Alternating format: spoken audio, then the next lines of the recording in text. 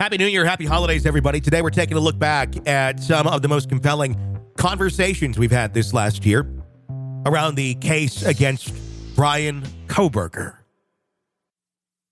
This is an examination of the hidden human condition. This is the Hidden Killers Podcast with Tony Brueski. Talking about Bryan Kohberger right now with attorney Eric Faddis, former felony prosecutor, discussing the definition of, or what has been given as, Kohberger's alibi. Again, I say it with air quotes because it's kind of what I joked about last week, saying, what is his alibi going to be? He just likes to drive around at night in the area.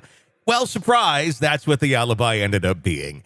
This is kind of mind-boggling. A lot of people initially saying, Ann Taylor, she really seems to have a strategy going here. And maybe she does, but ultimately she has to follow what her client wants to do.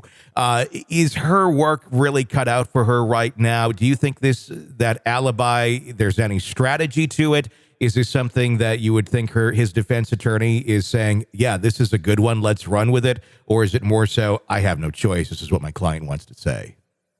Yeah, it's I think it's kind of this attempt to sort of preserve the ability to run an alibi later, even though we don't really have the concrete facts supporting it now.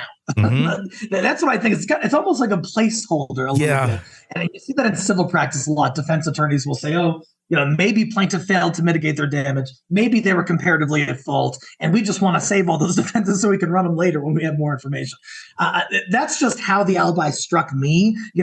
They don't identify any witnesses who can support his version. Mm-hmm. He's out, driving around. And, the fact that he's out driving around in the middle of the night, and allegedly a vehicle that looks like his was seen near the quadruple murder scene. That's not helpful.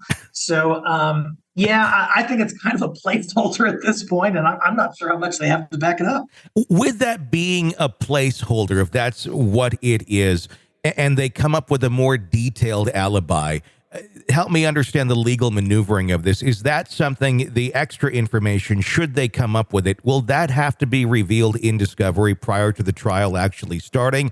Or can they pull something out of their ass at the last minute when this thing is in trial and present it? Wouldn't that have to go back and forth with discovery or be admitted so the defense can review it with ample time? Or the prosecution can review it with ample time? Right. Yeah. So different jurisdictions have different rules on this, but generally speaking, the defense doesn't have to give up very much at all in terms of their strategy. But if they bring an alibi, they usually have to identify witnesses who can support that alibi and disclose the basic facts underlying the alibi defense. An alibi is essentially saying, I wasn't at this crime scene, I was somewhere else. And so usually they have to give up something. There can't be a trial by ambush. That goes for the defendant, but it also goes for the government.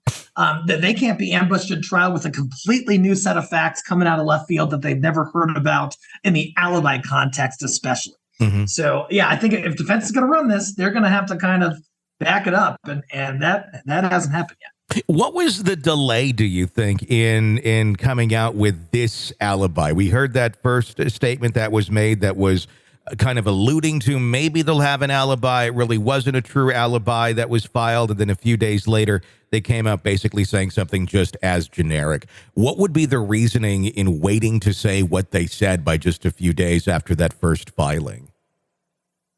A bit of a head scratcher. I'm just wondering if they thought, hey, we got to file this potential alibi by the deadline, so let's get it filed. Yeah. And then we can continue to develop, and maybe we'll get a miracle within the next week. Oh, we didn't get a miracle.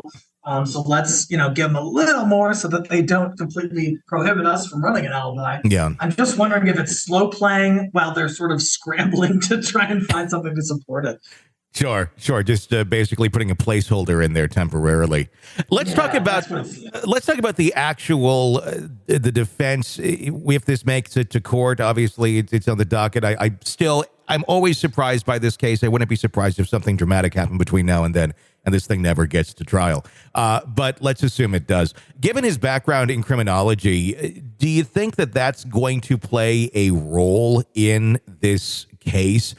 in either his defense in some way, shape, or form, talking about his knowledge and this or that, and why would he do something like this when he already knows how these things work. It would be asinine. He's more intelligent than that, essentially, or something that could be used by the prosecution as well to go, he's as intelligent as that, and he knows how this system works.